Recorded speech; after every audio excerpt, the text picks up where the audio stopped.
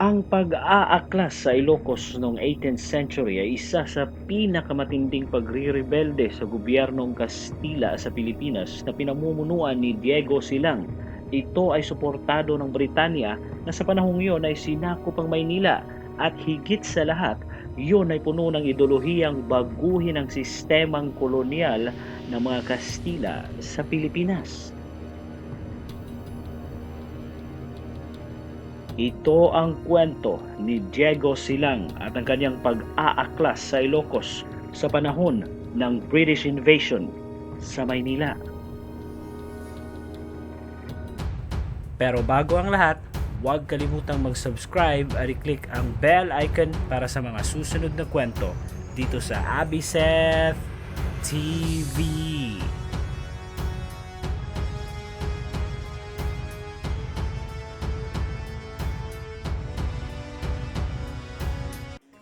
Si Diego Baltasar Silang y Andaya ay pinanganak noong December 16, 1730 sa isang maliit na bayan ng Cava na sa panahong iyon ay ang baryo ng Aringay na parte ng Pangasinan. Ang kanyang ama ay si Miguel Silang, isang nitibo ng Aringay, habang ang kanyang ina naman ay si Nicolasa de los Santos ng Vigan. Ang kanyang mga magulang ay parehong nabibilang sa prinsipalya, ang mga local aristocrats sa lugar. Lumaki si Silang sa ilalim ng impluwensya ng simbahang Katoliko, edukado tulad ng ibang prinsipalya, magaling sa pakikipag-usap sa lingwaheng Kastilyan, ang lingwahe ng mga mananakop. Naging personal servant siya ni Dr. Cortes E. Oriosola, ang kura paroko ng Vigan, at palaging naglalakbay si Silang papuntang Maynila, dala mga confidential na sulat, at sa kanyang pagbalik dala naman niya ang mga sulat na dala ng taunang galyon sa Maynila. Isang beses sa kanyang paglalakbay papuntang Maynila, biglang nasira ang kanilang sinasakyan na tsampan dahil sa masamang panahon at napadpad ito sa baybayin ng Zambales na kung saan nakatira ang mga nitibong Zambal na napaka-aggressive sa mga tao na hindi nila katribo. Ang mga kasamahan ni Silang ay pinugutan ng mga wild na nitibo sa lugar. Nakaligtas lang si Silang sa pagkamatay dahil sa kanyang pakikipag-usap sa mga nitibo at na-impress ito sa kanya kaya hindi siya pinatay pero ginawa siyang preso ng mga nitibo. Nang umabot ang balitang binihag si Silang sa kura paroko ng Bolinao ay nagbigay ito ng ransom sa mga nitibo ng sarampuli or native cloth, beads, mga palakol at iba pang mga regalo na siyang tinanggap naman ng mga Zambal at pinakawalan si Silang. Ang kabaitan ng praile kay Diego ay hindi niya makakalimutan. Prinotektahan niya ang pare sa mga tao nang nag-aklas ang Pangasinan sa pamumuno ni Juan de la Cruz Palares. Matapos makalaya sa mga Sambal, bumalik si Silang sa kanyang dating amo sa Vigan at ipinagpatuloy ang kanyang trabaho bilang pinagkakatiwalaang mensahero ng simbahan. Dahil sa kanyang trabaho, marami siyang nakilalang mga prominenteng tao. Sa panahon din ng kanyang paglalakbay, narinig niya ang pag-aaklas ni Malong na nangyari sa nakaraang siglo, pati na ang pagkatalo ng mga Kastila kay Gumapos sa Aguo at ang pag-aaklas ni Pedro Alamazan na siyang dineklarang hari ng Ilocos. Walang permanenteng bahay si Silang except sa Vigan na kung saan sa bahay ng probisor na si Tomas Milian ay may nakatirang young widow na si Doña Maria Josefa Gabriela na nitibo ng Santa, isang bayan sa borderland ng mga Kristiyano at sa mga mountain tribes ng Tinguanes na kung saan kabisado ni Gabriela ang lingwahe nito na siyang nagbigay sa kanya ng impluwensya sa mga nitibo. Matapos mamatay ang kanyang mga magulang at asawa, siya ay inadapt ng probisor sa lugar na siyang nakaugalian sa panahong yun. Namatay ng maaga ang asawa ni Gabriela dahil may edad na rin yun nang siya ay ikasal doon na isang babaknang or prinsipalya na iwan kay Gabriela ang maraming palayan nito at mga palaisdaan. Siya ay maganda at bata pa, magaling sa pamamahala at malapit sa mga tagapagsilbi ng mansyon ng probisor. Pinamamahalaan niya ito isang malaking bahay sa loob ng walled city ng Vigan. Dahil sa kanyang ganda at kahinhinan ay nagustuhan siya ni Diego Silang na palaging pumupunta sa mansyon ng probisor. Nagpakasal si Diego at Gabriela dahil sa kanilang nabuong pagmamahalan pero hindi sila binayayaan ng anak. Kahit ganun pa man ang kanilang pagsasama ay puno ng pagmamahalan at tiwala sa isa't isa. Pero noong October 1762, dumating ang mga Briton sa Maynila at sinakop ang Intramuros, ang sentro ng kapangyarihan ng mga Kastila sa Pilipinas na siyang sumira sa reputasyon ng mga Espanyol bilang pinakamakapangyarihang imperyo sa mundo. Sa panahong yun, umabot pa ang balita kay Silang na ang mga Briton ay mga erehe or mga heretic dahil sinabi ng mga Ingles na kung hindi kayang protektahan ng Espanya ang kanyang relihiyon at kolonya, ay kinakailangan ng mga nitibo ang siyang magpipwersang makipaglaban para sa kanilang pag-aari at paniniwala. Nagsimula ang galit ni Diego Silang sa mga Kastila nang pwersahin ng alkalde mayor ng probinsya na si Don Antonio Sabalia y Uria kasama ang tagapagsilbi nitong mistiso na si Jose Gutierrez na bilhin ng mga beeswax ng mga Kalyanes o ang mga mababang Indio na napakamurang halaga at higit sa lahat ay dinadaya pa nito ang timbangan, pinupwersa pa ang mga Indio na bilhin nila itong muli sa mataas na halaga na siyang ginawa ng kandila. Ang mga transaksyon na ito ay alam ng obispo ng diocese na si Don Manuel Ostares na siyang pinotesta naman ng mabait na probisor sa lugar na si Tomas Milian. Kaya mahal na mahal ito ng mga tao dahil sa kanyang kabaitan sa mga Indio. Noong December 1762, isang petisyon o hinaing ang ginawa ng mga maiimpluwensyang tao sa Ilocos para sa obispo ng lugar at napili nilang si Diego Silang ang magbigay nito sa obispo. Ang petisyon na yon ay nagre-request na tanggalin sa pwesto ang alkalde mayor na si Sabalia at ipalit sa kanyang pwesto ang probisor ng lugar at ang pagpili sa isa sa 4 na chief ng Bigan bilang hukom. Sa kalaunan ay dinagdagan pa nila ang petisyon na dapat lahat ng mga Kastila at Mistiso ay guilty sa panggagancho at pandaraya sa mga Kalyanes or Indios at dapat lumaya sa probinsya ang mga ito. Sinabihan naman si Silang na kailangan niyang mag-recruit ng mga tao bilang puwersang magdidepensa sa lugar in case magmamarcha pa norte sa Ilocos ang mga Briton. At dahil palagi din nilang nakikita sa baybayin ang mga barkong pangdigma ng Britanya na palaging dumadaan-daan lang, habang ang mga otoridad naman sa Vigan ay pinakulong si Silang dahil sa kanilang pagsususpetsa na ito ay mag-aaklas laban sa mga Kastila. Pero maraming maiimpluwensyang tao ang tumulong kay Silang. Isa na dito ang probisor na nagbigay ng suhol at pangarigalo para pakawalan si Silang. Nang makalabas ito sa kulungan, isang mainit na argumento ang naganap para tanggapin lang nito ang leadership ng samahan. Siya mismo ay walang hinaing sa mga Kastila, masaya siya at kontento sa kanyang posisyon sa buhay, except sa kanyang pagmamahal sa mga mababang Indio na kung saan ang kanilang sitwasyon ay wala ng pag-asang magbago. Habang umabot naman ang balitang nagsimula ng mag-advance sa mga Ingles panorte mula sa Maynila, ang Gobernador General ng Pilipinas na si Simon de Anda y Salazar ay bumuo ng 2 regiments sa Bulacan, isa sa mga Tagalog at isa sa mga Kapampangan para ipadala kaagad at harapin ang puwersa ng Britanya. Habang napagkasunduan naman sa isang asemble sa Ilocos na kailangan nilang mag-recruit ng sundalo para sa pagdepensa sa kanilang probinsya, pero mahigpit na inutos ni Silang na huwag haharasin ang mga Kastila, lalo na ang simbahan. Samantala, ang obispong si Ostares ay bumuo rin ng loyalist force sa Vigan, sa Santa Catalina, San Vicente at sa Bantay na mas matandang bayan kesa sa Vigan, at higit sa lahat ang Bantay ay may matibay na fortifikasyon na kumbento at malaking simbahan. Ang puwersang ito ay pinadala laban kay Silang pero tinalo ito ni Silang sa Santo Domingo ng 10 milya ang layo mula sa Vigan.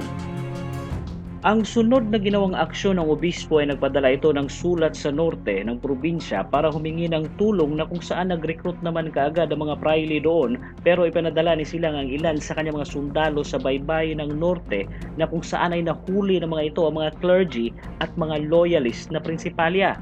at ipinaransam ng 80 hanggang 100 piso bawat isa. Ang perang ito ay inilagay nila sa kanilang treasury, pero ang paghawak ng ransom sa mga prinsipalya ay nagbigay ng galit sa mga Ilocano sa norte laban kay Silang. Sa panahong yun, ang English Naval Governor ng Cavite na si Captain Brereton ay nagpadala ng sulat kay Diego Silang na ina-appoint siya bilang gobernador ng Ilocos para sa Britanya, kasama ang ilang mga military supplies at ilang brass cannons. Na-request pa ng English kay Silang na ipadala lahat ng mahuling Espanyol at mga praile sa Maynila at kunin ito ang kanilang mga lupain at pag-aari para mapalakas niya ang kanyang puwersa. Tinanggap ni Silang ang pakikipag-alyansa sa kanya ng Britanya at pinangakuan siya ng mga Ingles na hindi nila pakikialaman ang kanilang relihiyon at nakaugalian. Ibibigay sa kanila ang kanilang kalayaan na makapagtayo sa kanilang sariling sistema ng gobyerno. Pero ang mga Ilocano sa norte ay galit na galit kay Silang na naghahanda ng umatake sa kanya, pati na ang loyalist sa Vigan, at higit sa lahat, si Anda na nasa Pampanga ay naghahanda ng umatake sa norte laban sa kanya. Nang marating ng puwersa ng mga loyalista sa gobyernong Espanya ang norte, nagsanib puwersa kagad ito sa mga loyalista sa Vigan. Dala nito ang napakaraming armas kasama ang mga praile, dala ang kanilang mga holy banners sa loob ng walled city ng Vigan. Habang si Silang sa labas ng syudad ay nagbigay kaagad ng utos na umatake sa syudad. Sinalubong ito ng mga putok ng baril ng mga loyalista. Nagtakbuhan ang ibang sundalo ni Silang. Nagbigay ito ng isa pang order na umataking muli sa ilalim ng pamumuno ni Flores, ang kanyang chief lieutenant. Habang nakikipaglaban si Silang ng hand-to-hand combat sa mga loyalista sa labas ng walled city, kasama ang kanyang mga sundalo ay nakapasok sa syudad ang kanyang attacking party na sa pamumuno ni Flores, at walang tigil ang putukan sa lugar at tuluyan ang napasok ng puwersa ni Silang ang Vigan, kaya sumuko naman kaagad ang mga loyalista para iligtas ang kanilang mga buhay. Pumasok si Silang sa Vigan ng tagumpay habang ang obispo at ang kanyang mga supporters ay tumakas sa ilog at nagtago sa fortifikasyon ng kumbento ng Bantay na siyang kinubkob ng puwersa ni Diego Silang, habang ang mga nakuhang mga supplies ay ibinigay sa kanyang mga sundalo, kasama na dito ang mga equipment, muskets at firearms ng Spanish Royal Forces. Ang kumbento ng Bantay ay bumagsak sa mga kamay ni Silang matapos itong sumuko, pero dahil sa kanyang pagiging loyal sa simbahan, pinabayaan niya lang ang mga Kastilang residente sa lugar, pati na ang mga praile, at pinapayagan niya itong tumanggap ng mga bisita at mga supplies. Nagsimula kaagad itong magplano laban sa kanya, habang nagbigay naman ng reward si Anda para sa ulo ni Silang, na siyang inasikaso naman ng prailing si Francisco Maldonado, isang Agustinian, na mag-i-excommunicate kay Silang. Isang tao ang binigyan ng offer na dalhin ang kopya ng reward para kay Silang na si Don Diego Aldaiz, isang mistiso na naglalakbay mula Bulacan at muntik na itong mahuli sa Pangasinan, na kung saan ay kasagsagan din ng pag-aaklas ni Juan de la Cruz Palares. Pero nang dumaan ito sa Santa Lucia, ang lumang bayan ng Caig, nahuli si Aldaiz ng puwersa ni Silang at ipinadala ang kopya ng sulat ng reward kay Silang sa Vigan, habang ikunulong naman si Aldaiz sa Candon, ang isa sa mga headquarters ni Silang. Nag-organisa naman kaagad ng isang sistema si Silang na ayon sa mga historiador ay isang radical na sistema. Dahil itinigil nito ang tributo, inabolish niya ang poll tax, nakakalikom sila ng pera sa pamamagitan ng kontribusyon at minsan ay sapilitan sa mga makaka-afford nito. Pinwersa niya ang mga babaknangs o mga prinsipalya na mag-supply ng pera na kinakailangan sa kanilang bagong rehimen. Dahil sa pagkawala ng mga Kastila at Mistiso sa kanilang mga pwesto, pinalitan niya ito ng mga opisyalis na kilala at tinake over ng mga ito ang mga pag-aari ng simbahan at kumbento. na kung saan ang mga local residents ay nakiusap na huwag itigil ang magbimisa at kinakailangang ibalik na ang pagbubukas ng eskwelahan para makapagpatuloy sa pag-aaral ang mga kabataan. Nagpadala si Silang ng 2 maliliit na barko sa kayang maraming supplies papuntang Maynila para sa mga Briton. Isang komisyon ang na-dispatch sa Cagayan Valley at hinimok ang mga Indio na talikuran ang mga Kastila. Nagpadala din sila ng ambasador sa Zambales para himukin ang mga tribong Zambal na umanib sa kanila. Bilang isang military leader, ang kanyang mga plano ay maganda para sa proteksyon ng Vigan, ang kapital na syudad ng rehiyon. Nang kumalma ang sitwasyon sa bansa at nagpatuloy ang normal na pamumuhay sa Ilocos sa ilalim ng pamumuno ni Diego Silang, walang krimen na nangyari sa probinsya, walang pagnanakaw o kung anumang masamang elemento ayon sa mga historiador. Pero ang kumbento ng Bantay ay naging pugad ng oposisyon, kasama na dito ang obispo at ang clergy, pati na mga prinsipalya na ang kanilang status ay naging hindi na maganda para sa kanila. Pero pinabayaan ng ito ni Silang na magplano ito laban sa kanya.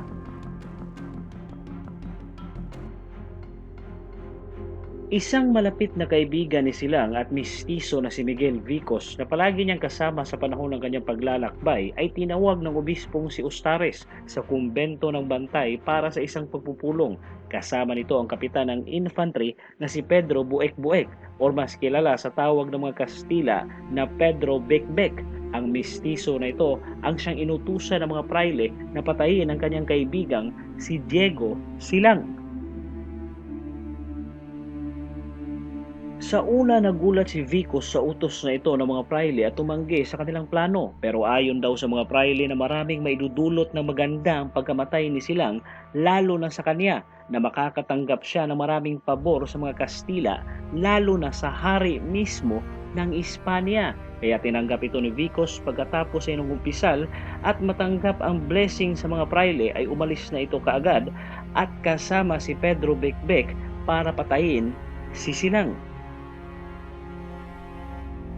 Noong hapon ng May 28, 1763, nilagyan ng 4 na bala ni Vicos ang kanyang baril. Nang marating nila ang guardhouse, nagpakilala kaagad sila sa mga ito at nagsabi na maimportante silang pakay suot ng kanilang uniform. At kilala din ng kapitan na kaibigan ni Silang si Vicos, kaya sila pinapasok ng mga gwardya habang si Diego Silang ay nag-i-inspect sa paglalagay ng mga kanyon sa battery ng fortification at tinanggap ang 2 bisita. Nakipag-usap si Silang sa kanila at sinabi na dumating na ang puwersa ng mga loyalista at magsisimula ng mag-advance mula sa lawag habang palakad-lakad sila sa lugar. Nang tumalikod si Diego Silang, biglang binunot ni Vicos ang kanyang baril at pinaputok sa likod ni Silang. Dahil sa sobrang lapit na sunog ang uniform ni Vicos sa pag-apoy ng kanyang baril, bumagsak naman kaagad si Silang at duguan at sumisigaw sa kanyang asawa na nasa malapit na barracks. Sinabi nito, "Pinapatay ako, Gabriela!" Tumakbo naman kaagad ang kanyang asawa sa kanya at doon na ito nalagutan ng hininga sa braso ni Gabriela. Habang ang puwersa na inorganisa ng praile ay nagtatago sa mga talahiban sa labas ng fortifikasyon, nang marinig nila ang pagputok sa loob, sinalakay nila ang lugar habang pinagbababaril naman ni Vicos at Bekbek ang mga na-confuse na sundalo ni Silang sa loob ng fortifikasyon. Tumakbo naman kaagad si Sebastian Andaya, ang sekretarya ni Silang, papunta kay Gabriela para itakas ito na humahagulgol pa at hawak-hawak sa katawan ng kanyang asawa. Inutos din ito sa isang regiment na kunin ang laman ng treasury at tumakas sila sakay ng bangka sa Abra River. Habang ang Tingguaan Detachment ay nakipaglaban sa mga loyalist at nakatakas papunta sa bundok, lahat ng mga kanyon, supplies at mga personal na papeles ay naiwan sa kanilang pagtakas. Matapos ang pang-aatake sa fortifikasyon, pumasok ang puwersa ng mga loyalista sa Vigan. Sa kanilang paniniwala ay natapos na ang pag-aaklas sa probinsya. Bumalik ang mga praile sa kanilang simbahan, escorted ng mga sundalo sa Vigan.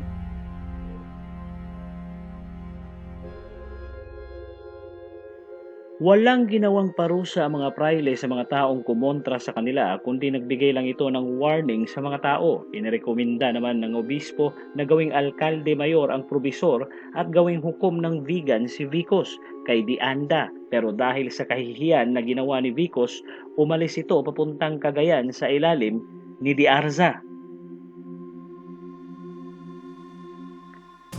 Dahil sa kanyang pagtanggi sa pwesto, binigay ito kay Pedro Bigbig. Inirekomenda pa ni Anda na bigyan ng cash reward si Vicos. Nagbigay ng amnestiya ang obispong si Ustares at humingi ng permiso kay Anda na pumunta sa Bulacan para maikwento niya ang kanyang paghihirap sa kumbento ng Bantay. Sa Gobernador General, ipinadala din ng obispo ang mga sulat sa pagitan ni Silang at ng mga Briton.